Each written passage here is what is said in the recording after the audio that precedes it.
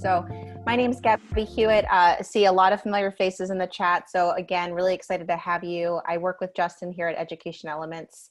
And like many of you, we've spent pretty much the last few months thinking about how can we take our processes that existed in our formal structures and sort of tweak them for the new normal. And one of those is around this idea of building a culture of belonging. So that's really what we're excited to chat with you about today. Justin, not sure if you want to say hi.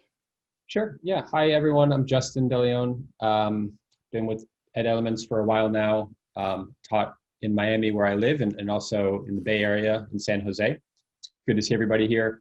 And one thing, like as a teacher, that I valued greatly at the schools I worked at was the belonging I felt, which is what kept me in the profession for a while.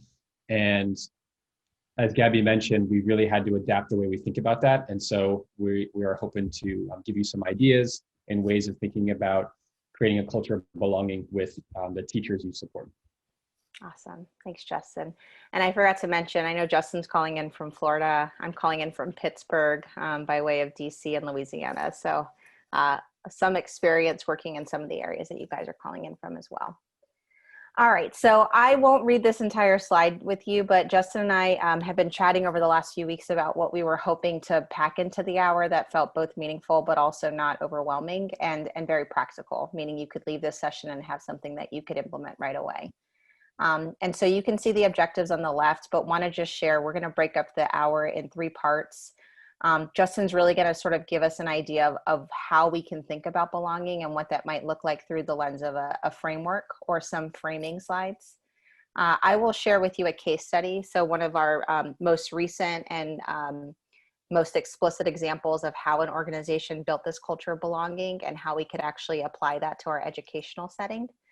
And then we're also going to give you some practical strategies. So we're going to break down that case study and we're going to say, okay, this organization did this. Here is a strategy you could try if you would like to do the same thing. Okay. So we're hoping it feels like a good mix of sort of the feel good, this is what belonging is, but also like this is how you build it. And you leave walking away with one thing you want to test out. A few other things about our company. I think a lot of you have attended some of our sessions in the past.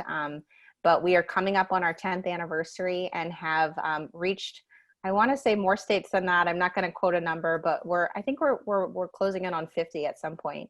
And so we've tried to use a lot of our learnings with districts that we've worked with across the country and bring those to some of the sessions that you'll see throughout our webinar series. So we're very proud of that.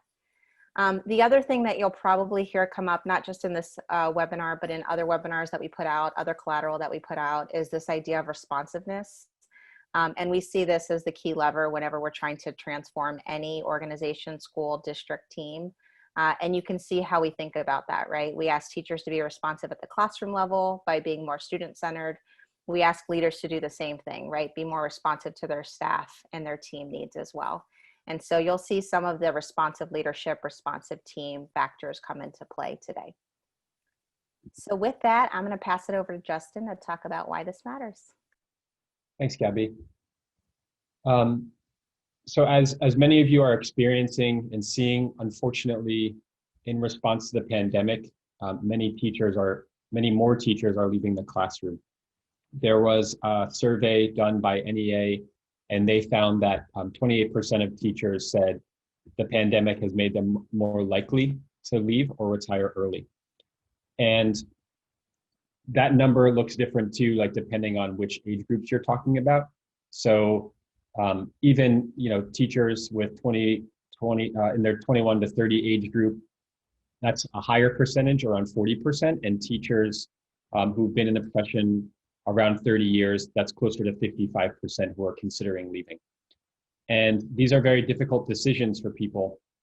And there's no simple answer, as we all know, to figure out how to get teachers to stay. One thing we can consider, though, is how we are sensitive to and being intentional about creating belonging. It's not going to address all problems with burnout or stress, but when teachers feel a greater sense of belonging, they feel a shared identity with their school community, they're more likely to persevere and to stay. And so on that last slide, I talked about how people are leaving because of concerns over safety. the other reality is that there are many teachers of color that are leaving the classroom because of a lack of feeling belonging. And more districts have started to prioritize diversity, equity, and inclusion work. And it's very long overdue. People are starting to take it much more seriously. And a couple of years ago, or maybe a year ago, we had the woman you see in the picture, Dorita Blackman. She came and she did a session with the Education Elements team. And she shared quite a bit of perspective with us and how we think about diversity and inclusion. And she shared this quote: "Diversity is a fact, inclusion is a strategy, belonging is a measure, and equity is the goal." So we all aspire to have more equitable districts, more equitable schools, right, and places of learning. What we don't always consider and thinking about is the role of belonging and how critical belonging is in furthering our goals, right, and getting closer to equity.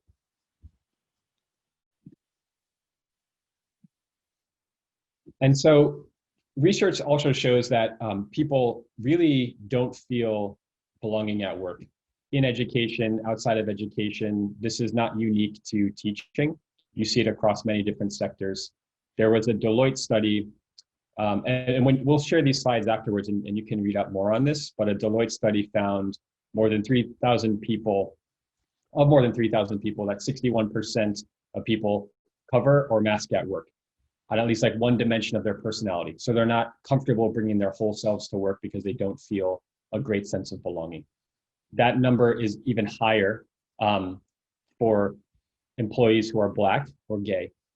And the cost of that is really great because you're not able to tap into people's full potential.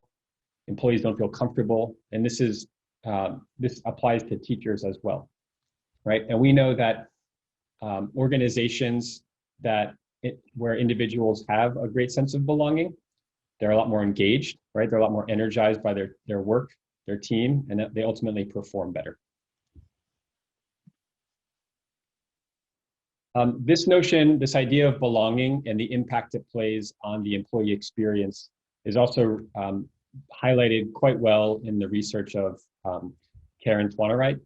So she works with a company called EY Global Diversity and Inclusiveness. And she found that when people feel they belong at work, they're much more productive, motivated, and engaged, and 3 times more likely to contribute at their fullest potential. 3.5 times, sorry. So you can imagine, right, when we have teachers who don't feel a strong sense of belonging, that they're not their most effective selves, and they're not able to be their most authentic selves either. And so they're not able to bring their best selves to work and share their gifts with their students. And then coupled with that, the research that we just talked about, the role of belonging, we also have new constraints in place in many of the districts and many of the schools that you work in because of distance learning. So this graphic just breaks down what some of the opportunities and what some of the constraints are in a distance learning environment.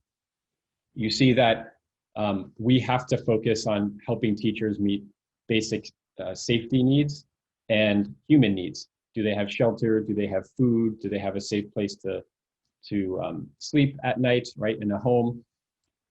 With COVID, this introduces a whole nother slew of safety concerns as well, which is why a lot of people are leaving. As districts and schools get more control over that, then you begin to think more about belonging and identity.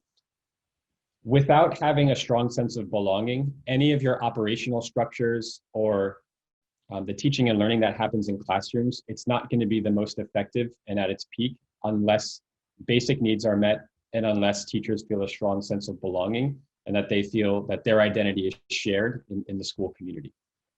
So that's really what we're focusing on today, as you're aware.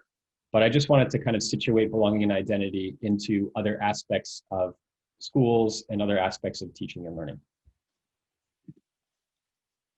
And then finally, there's an interesting tool here. This is also from EY, their belonging barometer. And what it looks at is what happens when people feel excluded and how exactly do people feel when they feel excluded. What's interesting is that looks different depending on when you were born and when the teacher was born. So when people feel excluded, people generally feel ignored. It does cause stress. It does cause loneliness and some anger. But the most pronounced statistic here, and this is like based on a survey, is feeling ignored, feeling like you're invisible. So again, if we're not sensitive to this, we're not getting the most out of the teachers, and we're not creating a place where they want to work and where they want to stay. But there are companies and there are teams who have been thinking about this quite a bit, and Gabby's going to walk us through a case study and an example of what that could look like.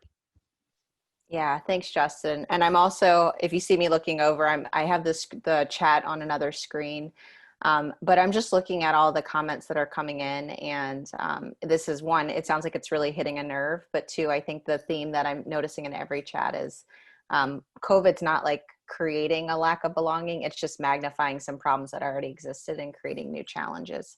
And so we're hopeful that some of the strategies we share with you today would actually apply if we were together in person, but also in sort of our new environment of remote working.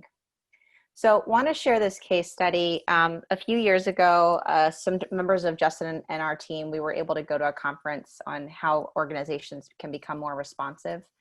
And we were able to hear from a company that everybody probably knows by now, but Airbnb, right? International brand. The logo that you're looking at right now is Airbnb from the early 2000s, right? So if you've been around or listened to Airbnb, rented from them in the future, this is probably not the visual that you're used to. But the story that we were able to hear is how Airbnb actually shifted to this idea of belonging as their core value, right? A lot of organizations have mission statements, vision statements. Belonging became Airbnb's mission, vision, core value, right? And what they did is they took a hard look at what their current brand identity was in the early 2000s, right? So they said, you know, if someone were to ask what our business model is we provide like a platform for rental houses. That's it, right? And that use of the word house was very intentional, and I'll come back to that in a little bit. And in terms of their bottom line and research that they did to sort of create strategies to get there, a lot of research was around like, how do we make renting convenient?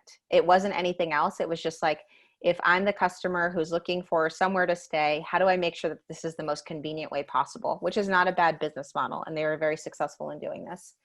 The data that they looked at was very quantitative, right? It was financial data. They used that to think about, you know, how can we drive accountability of our employees? How do we track progress? How do we measure it based on how many sales are coming out of a single person's portfolio? And in terms of bringing in diversity and inclusion, they did sort of what most organizations do, which is they provided some formal diversity training. And so again, nothing that we're sharing is negative, but what I love about this story is they had a really good business model, but they realized without belonging, they were taking care of customers in a way that they weren't taking care of their staff, and they were experiencing higher turnover.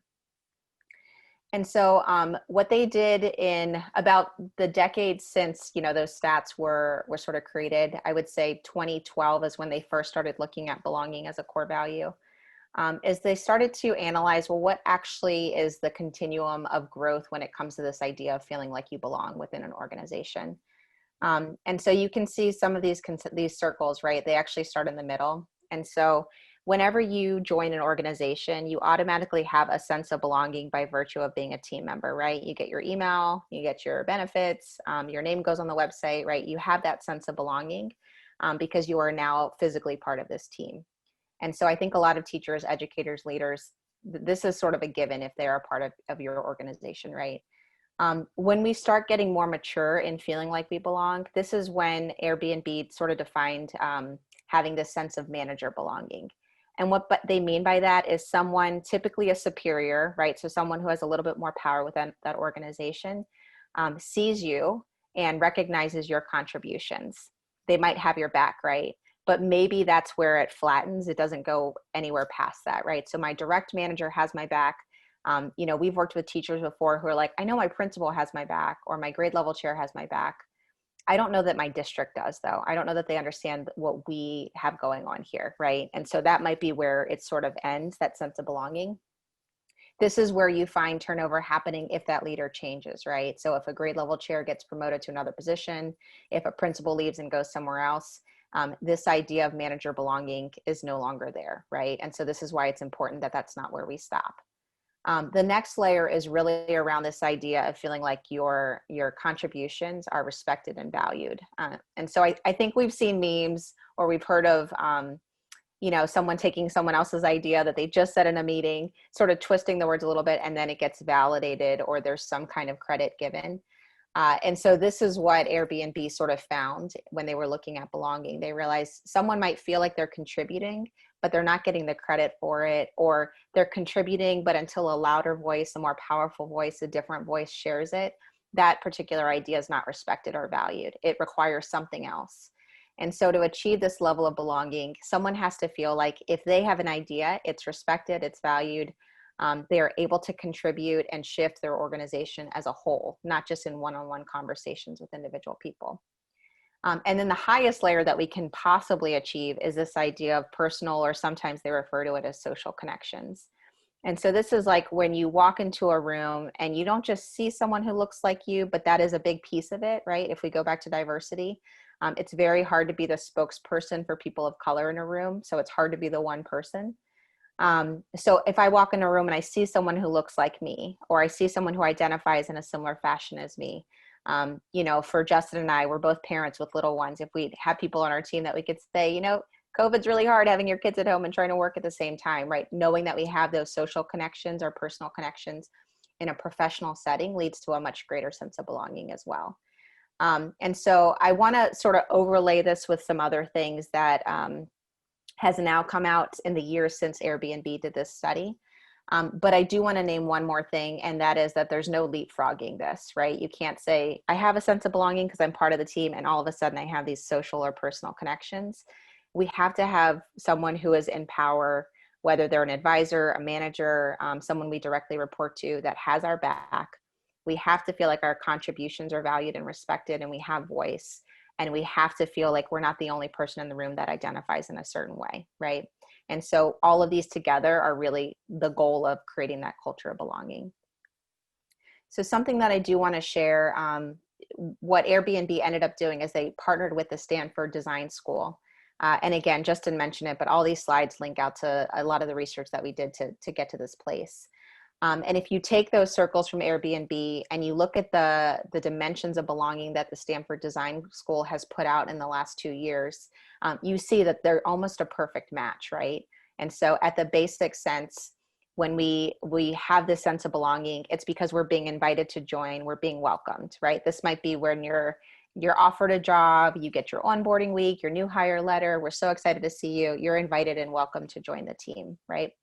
That knowing and accepting, that is when someone knows us, and not just as a person, but they also know, what are you passionate about? What do you want to get out of this job? What are some things that are going to make you excited to come to work every day, right? Like, so someone knowing that, participating and contributing is almost a perfect match to feeling respected and valued. And then that personal growth is related to the personal connections, right? So knowing that we're not just contributing to our organization, but our contributions and being a part of that organization are directly leading to us personally growing as professionals as well, right? And so we just really love thinking about this, because if you could break down belonging this way, it helps you do a couple things.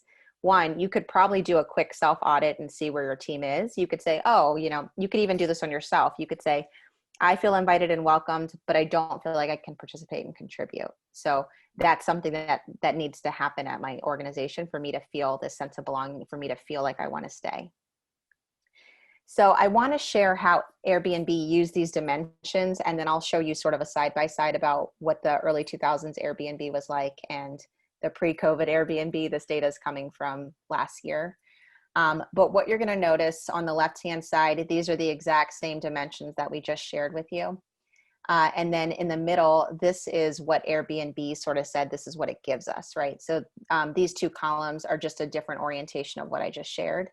And then I also want to share a little bit about how Airbnb did this. And what Justin and I have done is we've said, okay, and here's a strategy that you guys can do to sort of recreate the same thing.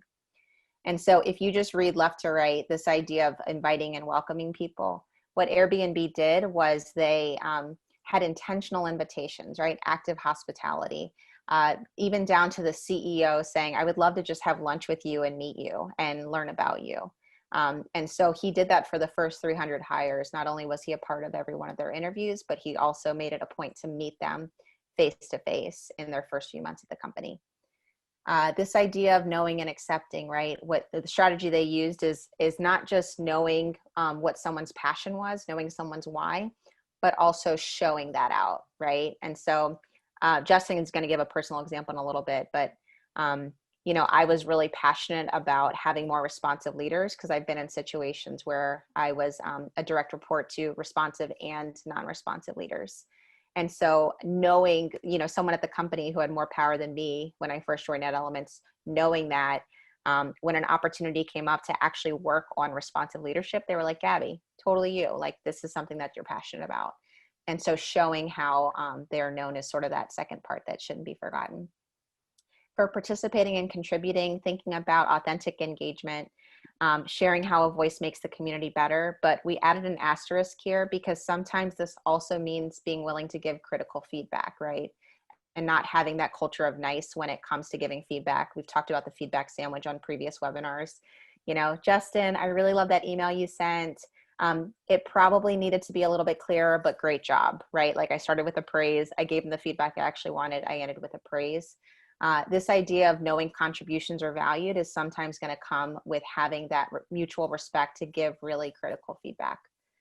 And then that last thing we mentioned, what they did is they said, if we want people to personally grow and have these personal connections, we need them to see that being a part of this community makes our community better, but it also makes that person better for being a part of it too. So I'm going to show you a side-by-side and then hand it over to Justin to give us some practical strategies.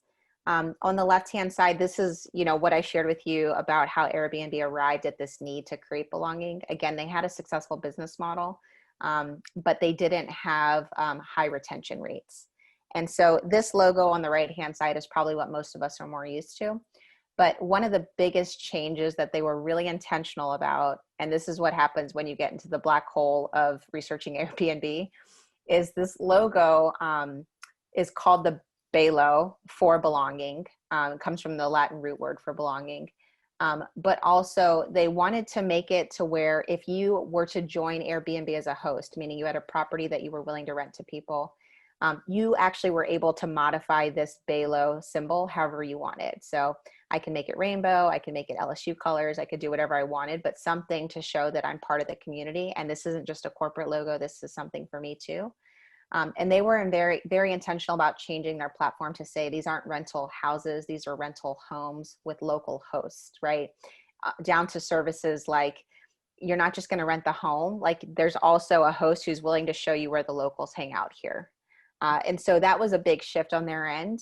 And they came to that from having their own staff members come up with some of these ideas. So again, leading to that feeling like your voice is valued and you can contribute.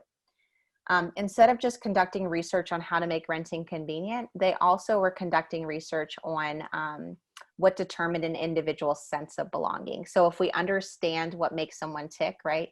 If we go back to how we can create this, then we can actually make that a part of our standard Airbnb packages. So maybe it's a personal email, not a stock email from a corporation, but a personal email from someone. Here's my phone number if you have any issues, right? Leveraging financial data, that shifted from not just the quantitative data, but the organizational data as well, down to them using what they called murmur surveys. A lot of organizations, including ours, call these pulse checks, right? So instead of just looking at surveys and financial data and seeing, where can we track someone's progress, we can also say, how are you feeling, right? Like what was good, what was a high from this week, what was a low? Here's an anonymous feedback form you can share with us if there's something on your mind that you want to be able to have a safe space to share. And so just sort of expanding their view of data to show success of the organization, to also look at some more qualitative data pieces. And then finally, they went away from just like check the box diversity training, right? It's not enough to just say we're going to prevent bias because everyone's going to do our 1 day of DEI workshop a year. But they also talked about how preventing biases is is going to lead to direct shifts in people practices. And so instead of just saying we want to hire a diverse workforce, they actually had the hiring committee talk about, well, what are my own intentional biases? And I'm going to check my language when I'm talking about a potential candidate. I'm not going to say, well, Justin's not a good fit. I'm going to use actual evidence to try and eliminate my bias as much as possible. So having their diverse hiring practices be well equipped with strategies that are aligned to doing that.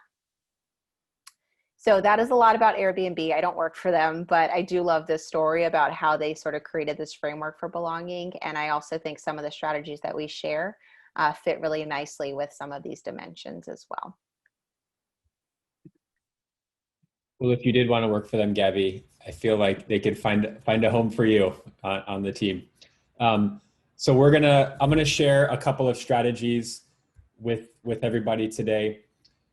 A couple of things, like before I jump into this first one, the slides are pretty text heavy.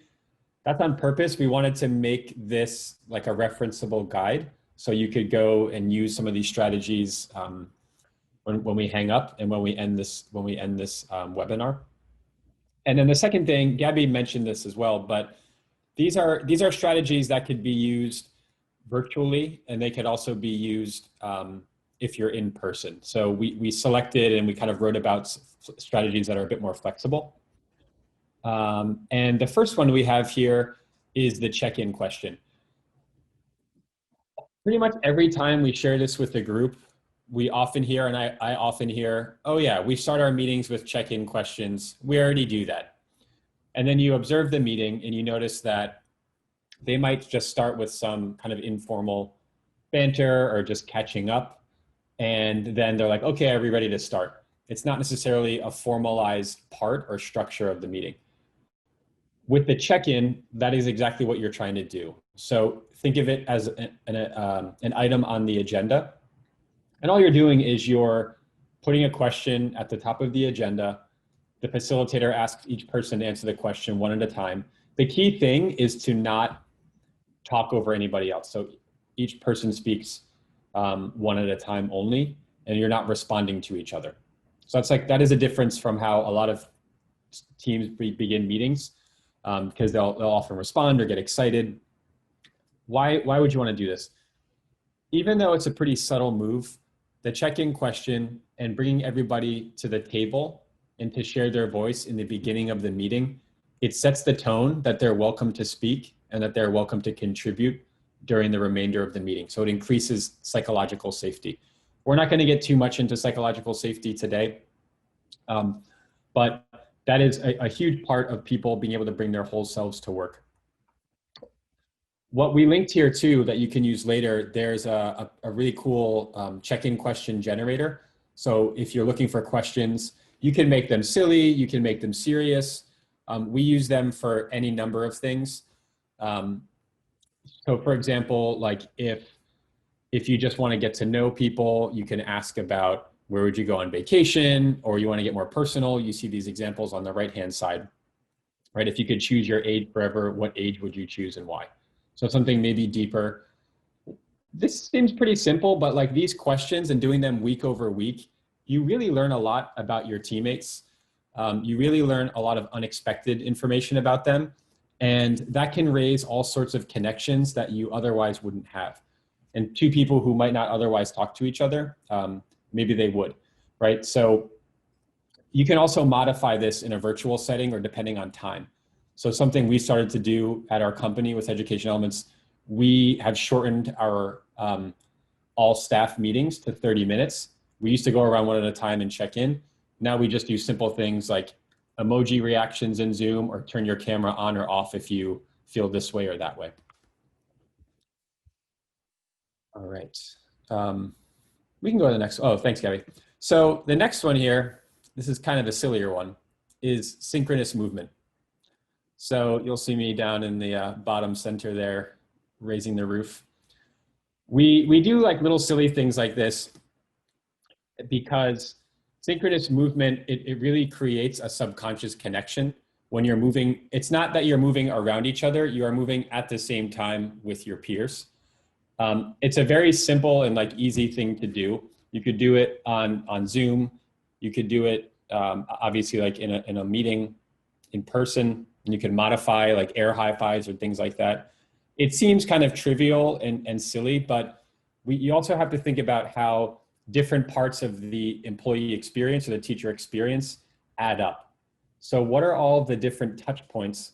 Like if I start a meeting with a check-in, and then at the end of the meeting, we have some synchronous movement, and during the meeting, I have a few times to talk, right? Or I lean into the meeting more because I was able to check in. All of those little kind of subtle touch points along the way, those all contribute to the experience that I have as a teacher. And they have the ability, right, to increase my sense of belonging. So again, like think of some of these strategies as how you might use a couple together, like in combination over a longer period of time. Each of these in and of themselves, they're not going to be game changers, but stringing them together, staying dedicated, right?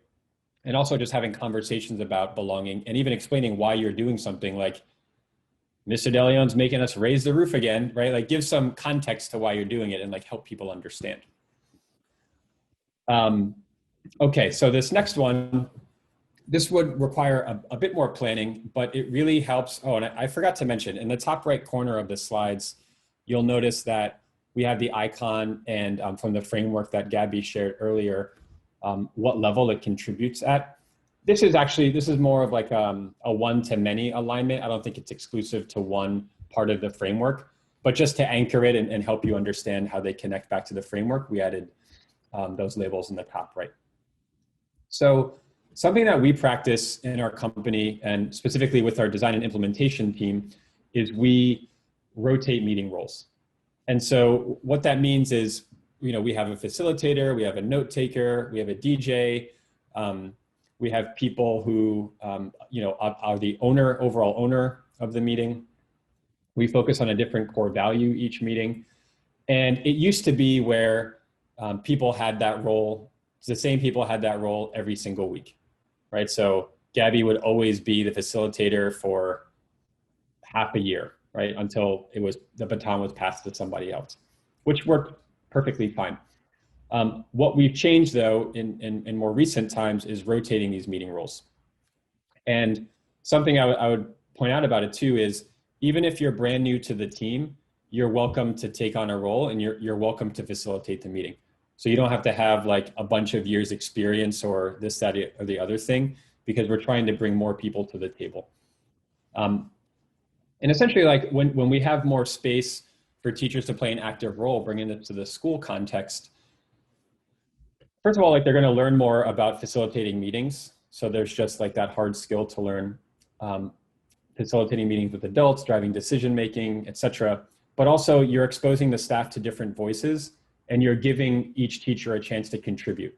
So if you think about a faculty meeting where as a principal or an AP or whatever your role is, it's always on you to plan the meeting, right? Think about if that was more of a distributed responsibility and more people could take ownership, right? And more people had a voice. You certainly could have somebody be a consistent player and like help coordinate, but this is a pretty simple way to distribute some of that leadership and also hear from more voices in the school.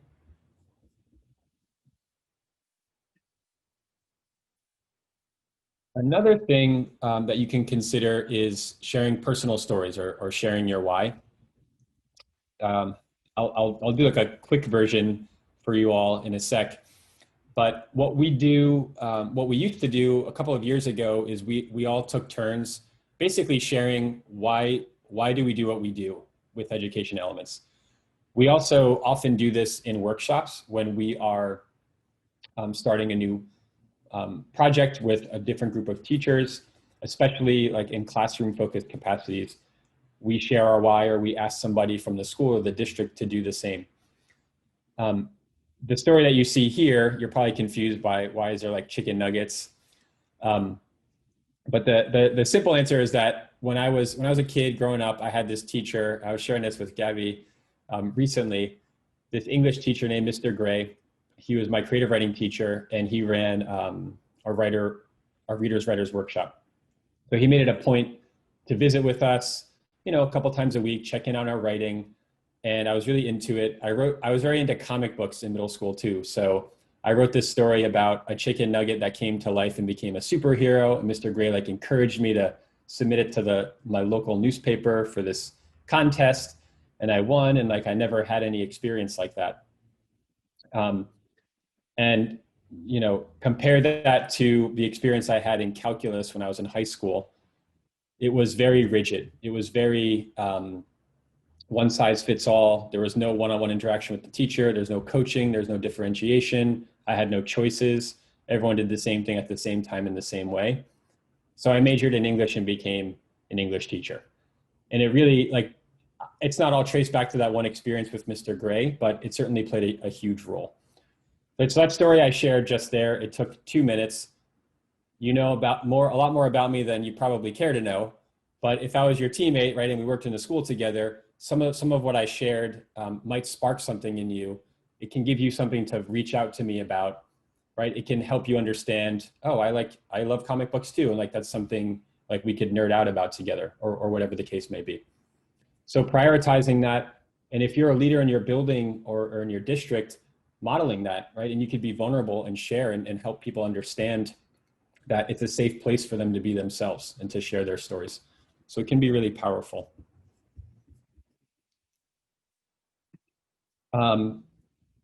Probably the most obvious is to ask.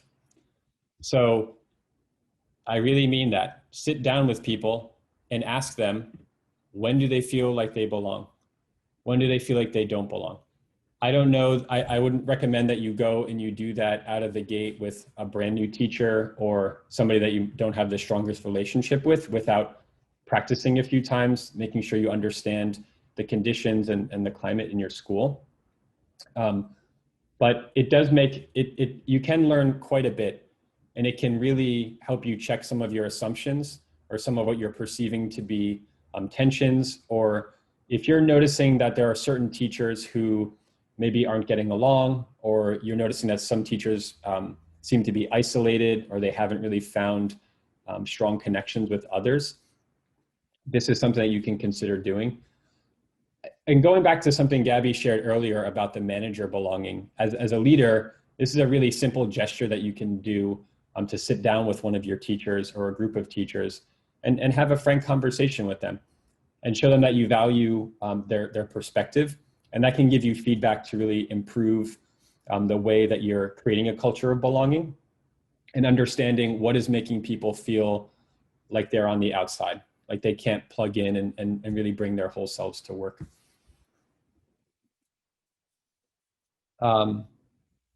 This last one is going to cost you a little bit of money. So it's really just buying lunch for people. It seems obvious. Some of you probably already do this, but you might not.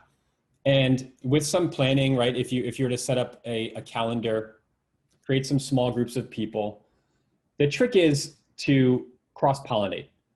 Have people connect with others who they normally wouldn't talk to, right? So like when I was teaching at a middle school here in Miami, I had my people in my wing.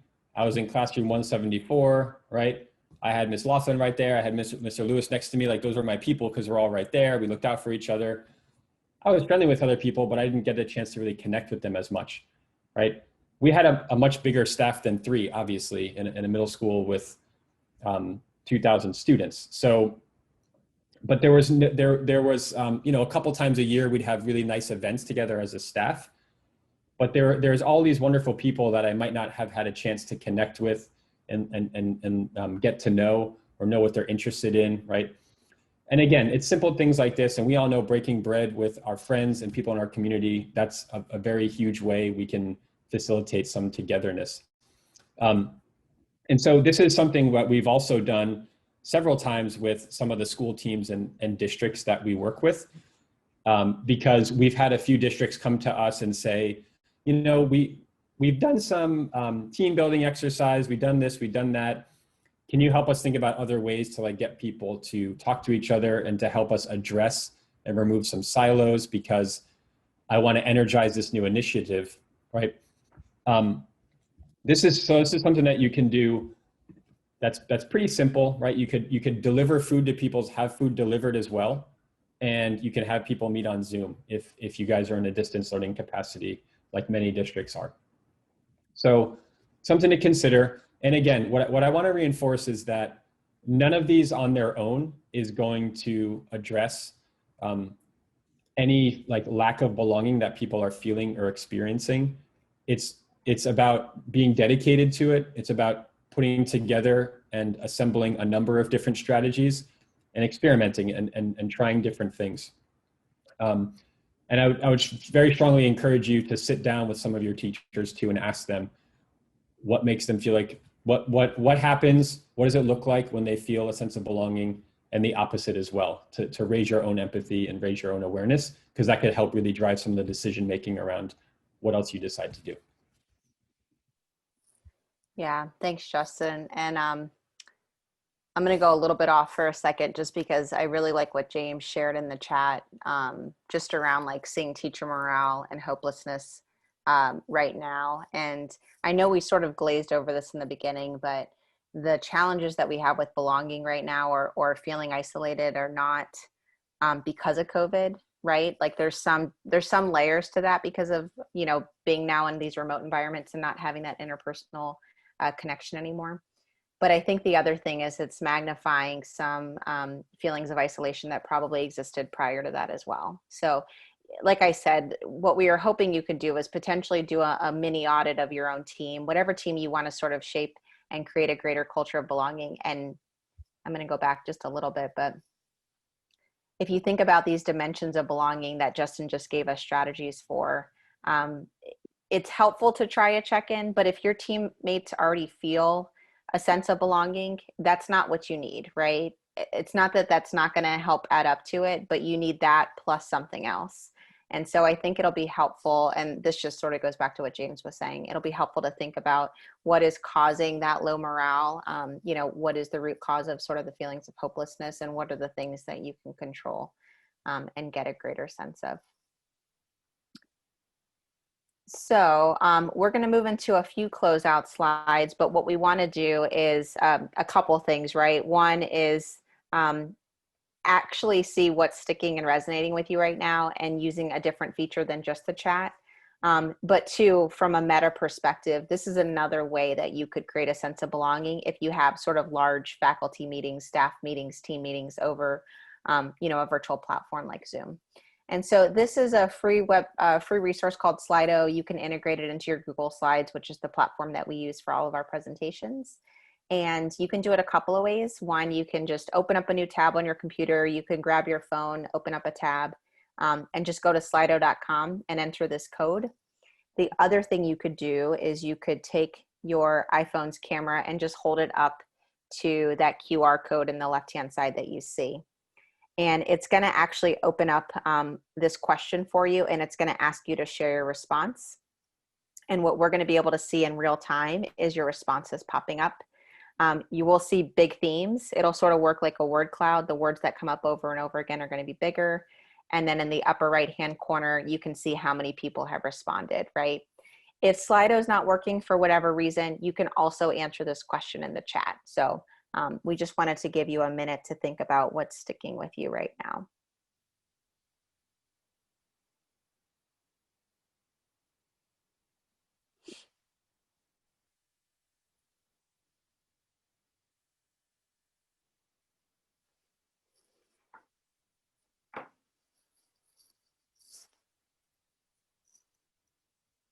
I see encouragement coming in the chat too. Looks like Connection's getting a lot of love. Hope as well, which is good. Let's take maybe 20 more seconds if you wanted to answer either in the chat. Sounds like Unity and Empowered are coming in as well, or if you want to answer using this poll called Slido. Awesome. Seen is a big one. I love that one. Mm-hmm. I think that's across all layers of belonging too. Very cool. Awesome. Any final thoughts on belonging? If you have it as an attendee, you can just throw it into the chat. And Justin, also, any final thoughts on your end? Well, Carrie shared space to vent, connect, and collaborate, but the venting piece, that's important. People are navigating, and each of us is navigating, and certainly our teachers, really difficult decisions, very stressful conditions, and just having space to open up about that and be heard is really important. Yeah. Awesome. I love these answers. Okay. Well, you are going to get access to these slides. We're not done just yet. I do want to share a little bit about sort of what's upcoming, but I know the question around, are we getting these slides and recording, has come up a few times. So just know that we'll always send a follow-up email to these webinars, and that should land in your inbox tomorrow. But wanted to encourage you to join the conversation. We're pretty active on Twitter in terms of not only sharing out new resources that we come up with, but also hearing from you. We use a lot of different data points to see what's happening in education. This is one other way. So if you want to tweet any of your learnings, we always appreciate that. A lot of our resources that, we either shared, linked to the slides, or that we created are going to show up on our blog as well. So feel free to subscribe to that. And then I also want to share that we have a lot of opportunities to talk about webinars and different content, different topics, not just around belonging. But we're continuing that through the month of October. And so encourage you to check out our website. It's just @elements.com if you want to download any of those or sign up for any of them. And then there's a few virtual events that we have coming up. One of them we're really excited about is this distance learning road race. It benefits some organizations that we're working with on a nonprofit pro bono basis that are wholly sort of aligned to diversity, equity, inclusion, organizations that raise some of our more diverse populations and maybe underrepresented communities as well. And so we're really excited about those too. So feel free to join us for any of these virtual events, including this virtual race. All right. Part of belonging is knowing what people need, and I'm going to guess a lot of people need a Zoom break, and so we're going to give you maybe 10 minutes back. So enjoy your time back. We're so grateful you spent the last 50 minutes with us, and look for the email with this recording and the slides again. Thank you, guys. Thank you, everybody. Appreciate you being here with us.